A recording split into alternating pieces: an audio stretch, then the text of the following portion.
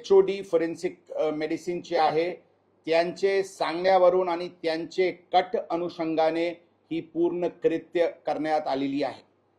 ही बाबी आम्ही आपल्याला यापूर्वी सांगितले होते की ती शंका किंवा ड्यू डिलिजन्सचे दृष्टिकोनातून रात्री एक दुसरा हॉस्पिटल औंध मध्ये जे आहे सरकारी हॉस्पिटल, तिथे जुवेनाइल आरोपीचे एक सेकंड सॅम्पल घेण्यात आली होती।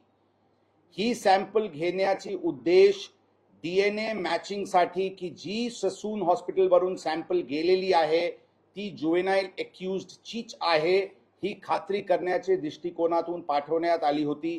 आणि काल जे आम्हाला फॉरेन्सिक रिपोर्ट प्राप्त झाले त्यामध्ये औंधचे सॅम्पल हे जुवेनाइल एक्युज्डचे आहे आणि त्यांचे वडिलांचे पण सॅम्पल आम्ही घेतली होती। त्यांना ससून हॉस्पिटल फॉरेन्सिक लॅबला पूर्ण क्लॅरिटीचे दृष्टिकोनातून, आणि ती औंधची सॅम्पल हे जुवेनाइल एक्युज्डची आहे आणि त्याची सॅम्पल त्यांचे वडिलांसोबत मॅच झालेली आहे। परंतु ससून हॉस्पिटलची जी सॅम्पल आहे ते जुवेनाइल एक्युज्डची मॅच होत नाही, म्हणून हे थर्ड पर्सनची सॅम्पल आहे। हे स्पष्ट फॉरेन्सिक रिपोर्ट वरून काल संध्याकाळी झाली होती। त्याचे नंतर हे डॉक्टर्सला ताब्यात घेऊन विचारपूस करून त्यांना अर्ली मॉर्निंग आवर्स मध्ये कलम वाढवून अटकची कारवाई करण्यात आलेली आहे।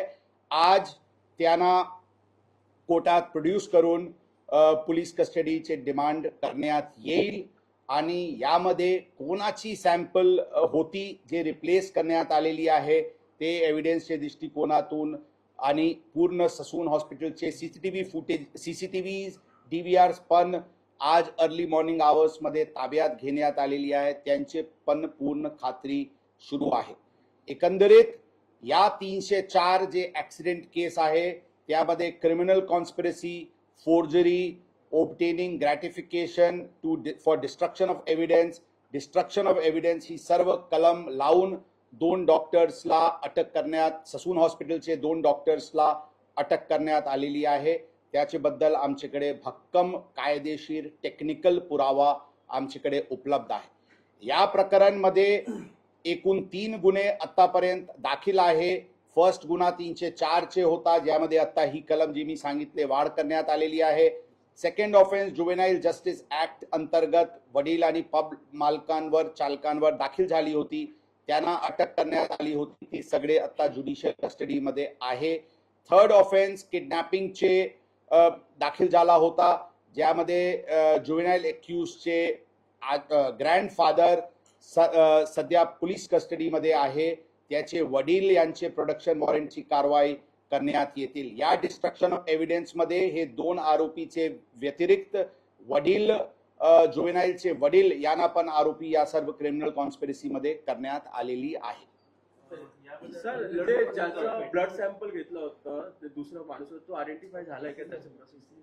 त्याची बद्दल युद्ध पातळीवर प्रक्रिया सुरू आहे की ही जे ब्लड सॅम्पल होती, रिप्लेस्ड ब्लड सॅम्पल होती, ही कोणाची होती याचे पूर्णपणे आयडेंटिफाय करण्याच्या दृष्टिकोनातून प्रयत्न सुरू आहे। हे कोणा व्यक्तीची त्यांनी घेतला किंवा काही स्टॉक मध्ये असलेले कोणाचे घेतला, एक्झॅक्टली काय घटनाक्रम घडली, सीसीटीव्ही फुटेजेस, विचारपूस आणि टेक्निकल एव्हिडन्सचे अनुषंगाने कारवाई युद्ध पातळीवर सुरू आहे। सर, तो रिपोर्ट जो आलाय त्याच्यामध्ये त्यांनी मद्यप्राशन केल्याचं